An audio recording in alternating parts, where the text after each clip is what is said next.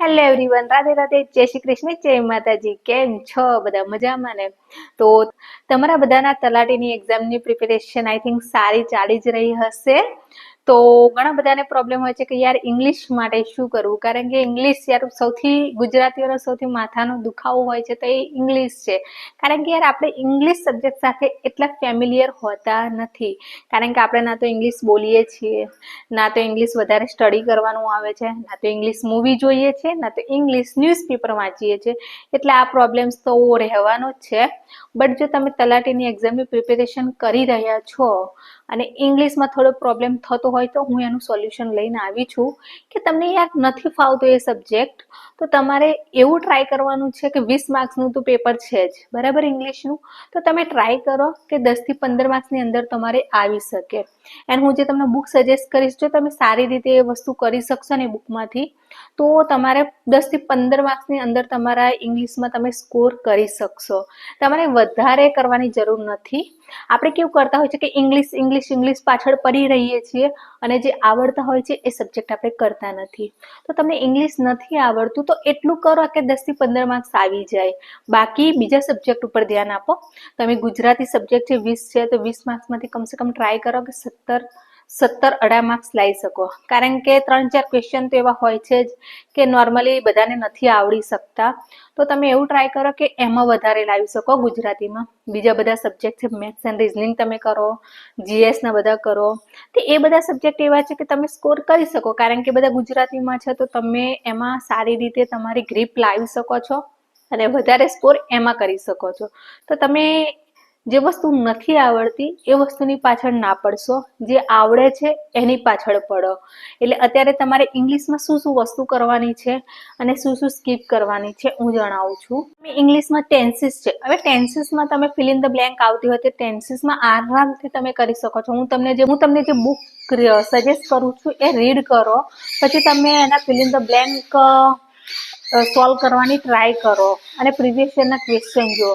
તો તમારે ટેન્સીસ કરવાના છે, પછી આર્ટિકલ્સ છે એ પણ તમે રીડ કરશો તો તમને ખબર પડી જશે. પણ એમાં એ પણ જોજો કે કઈ કઈ વસ્તુમાં આર્ટિકલ્સ નથી લાગતા, તો એ પણ તમે કરી શકો. આર્ટિકલ્સ આવડી શકે, પ્રીપોઝિશન એ પણ આવડી શકે એવા છે, કંજક્શન છે, પછી ડિગ્રી છે, એવી બધી જે ટોપિક છે જે ઇઝી છે, એક્ટિવ વોઇસ, પેસિવ વોઇસ છે, ડાયરેક્ટ સ્પીચ, ઇનડાયરેક્ટ સ્પીચ છે, તો એ બધું તમે કરો, એકદમ ઇઝી રહેશે. આ બધામાં તમે એકવાર વાંચશો બુકમાંથી, સારી રીતે એમસીક્યુ સોલ્વ કરી શકશો. કારણ કે જ્યારે તમે એમસીક્યુ જોશો તો તમને આઈડિયા તો આવી જશે કે આમાં આ વસ્તુ આવી શકે છે. તો આ રીતે તમે તમારા માર્ક્સ સ્કોર કરી શકો છો.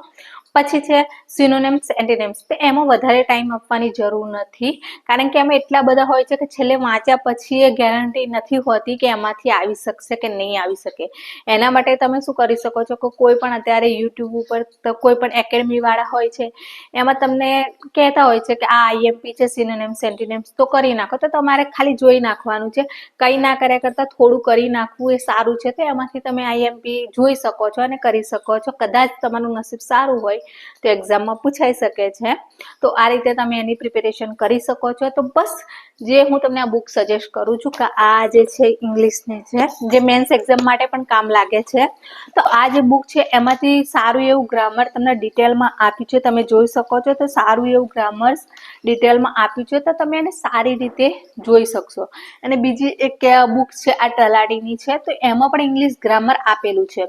તો એમાંથી પણ તમે રીડિંગ કરી શકો છો, એમાંથી પણ જોઈ શકો છો કે ગ્રામર બેઝ અંદર ઘણા બધા એમસીક્યુ પણ આપેલા છે, તો તમે એને સારી રીતે સોલ્વ કરી શકશો. તો આ બંને બુક્સ તમારી જે ઇંગ્લિશ માટેનો જે ડર છે એ દૂર કરવામાં ઘણું હેલ્પ કરશે. તો આ જે બંને બુક્સ તમને સજેસ્ટ કરી છે તેમાંથી તમે 10 થી 15 માર્ક્સની અંદર સારું એવું સ્કોર કરી શકશો. બસ સારી રીતે એને રીડ કરવાની છે બુકને અને સમજવાનો ટ્રાય કરવાનો છે. બાકી એક યુટ્યુબ ચેનલ મેં પહેલા પણ તમને સજેસ્ટ કરી હતી કે ડિયર સર કરીને, હિન્દીમાં છે બટ તમે આરામથી સમજી શકશો એવું જ છે. તો ડિયર સરના જે તમે ધારો કે આર્ટિકલ્સ રીડ કરો છો બરાબર, તો આર્ટિકલમાં તમારે શું કરવાનું કે ડિયર સરના વિડીયોઝ જુઓ, તો તમને થોડો આઈડિયા આવી જશે કે ઓકે આ રીતે છે. ડિગ્રી છે તો તમે એ રીતે જોઈ શકો. પ્રિપોઝિશન છે તો એમના વિડીયોઝમાં પ્રિપોઝિશન જોઈ શકો છો.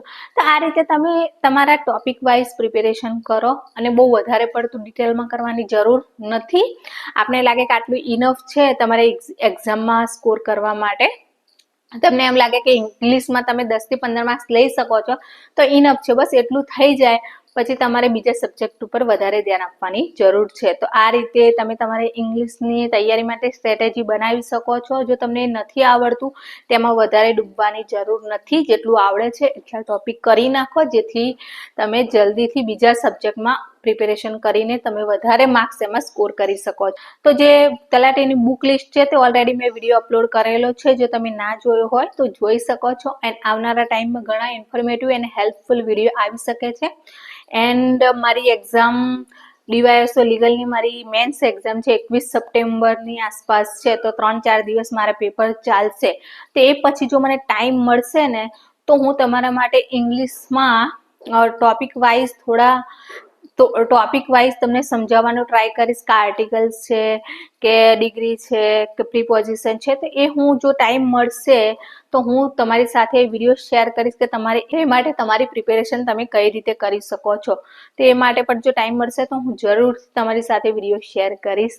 તો ચલો આવનારા ટાઈમમાં ખૂબ જ હેલ્પફુલ વિડીયો આવવાના છે. તો એ માટે ચેનલ લાઈક, શેર, સબસ્ક્રાઇબ કરવાનું ના ભૂલતા.